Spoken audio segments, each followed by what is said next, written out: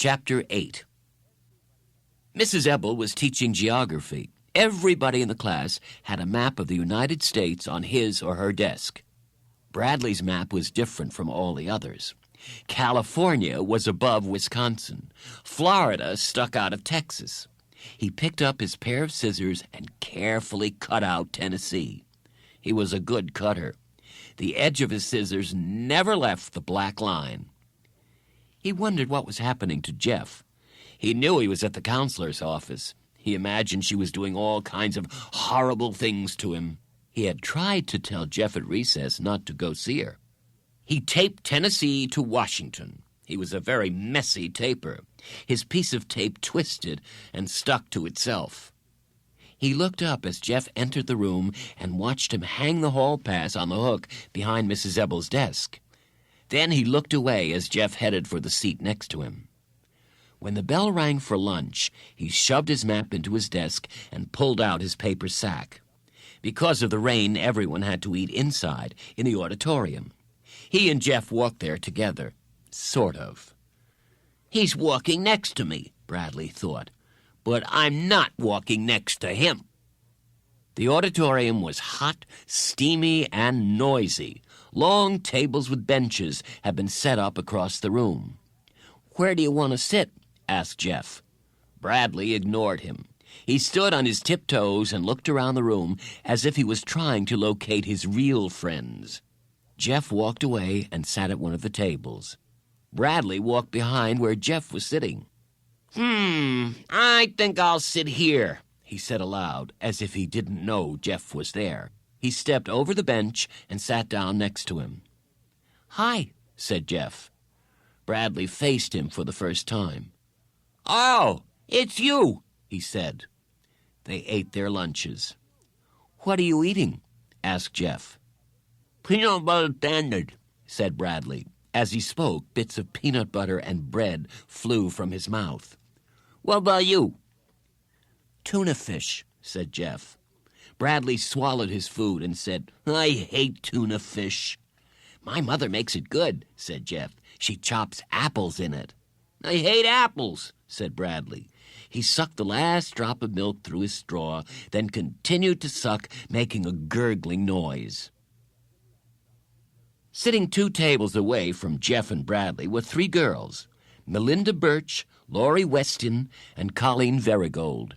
They were talking and laughing about something funny that had happened to Colleen that morning. Colleen, who had red hair and a freckled face, covered her mouth with her hand. "There he is," she whispered. "It's him." "Where?" asked Laurie. "Don't look at him," said Colleen. "He's right there sitting next to Bradley Chalkers." "Bradley Chalkers?" said Laurie. "I think I'm going to throw up." "Don't look," whispered Colleen. Bradley stopped sucking on his straw. "What did the counselor do to you?" he asked. Jeff shrugged. "Nothing." "Did she yell a lot? Was she mean and ugly?" "No, she was nice. I think you'll like her." "Me?"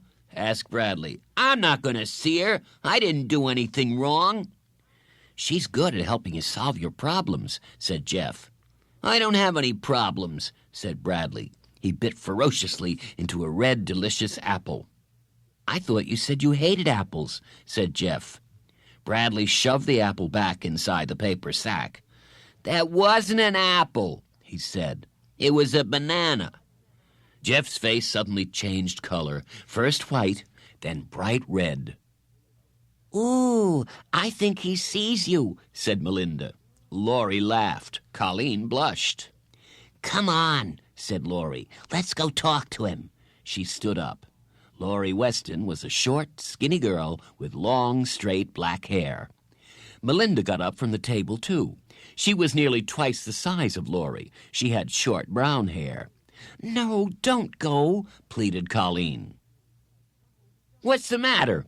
asked Bradley. Nothing," said Jeff. "So, did I miss anything in class?" "No, Mrs. Ebel gave everybody a map." "I got one." "Don't lose it," said Bradley. "Mrs. Ebel wants them back." 2 girls were giggling behind them. Jeff and Bradley turned around. "Colleen thinks you're cute," said Laurie. Jeff blushed. Who? He asked. The girls laughed. What's your name? Asked Melinda. Jeff blushed again. Colleen wants to know, said Laurie. Then she and Melinda laughed again. He doesn't have a name, said Bradley, coming to Jeff's rescue. He hated Laurie. She had the biggest mouth in the whole school. She was always laughing, too. He could hear her laugh from one end of the school to the other. Ew, Bradley Chalkers, said Laurie, holding her nose. Laurie Loudmouth, said Bradley. We're not talking to you, Bradley, said Melinda. Get out of here or I'll punch your face in, he replied. You wouldn't hit a girl, said Melinda. That's what you think. He shook his fist. Melinda and Laurie backed away. We only wanted to know his name, said Melinda. And what he was doing in the girls' bathroom, screeched Laurie. The two girls laughed and ran back to Colleen. Bradley slowly turned and looked at Jeff, amazed. Jeff sat with his head on the table and his arms over his head. You went into the girls' bathroom? Bradley asked. So what? Said Jeff from under his elbow. Carla says, Me too, declared Bradley. I go all the time. I like to make them scream. He smiled at Jeff.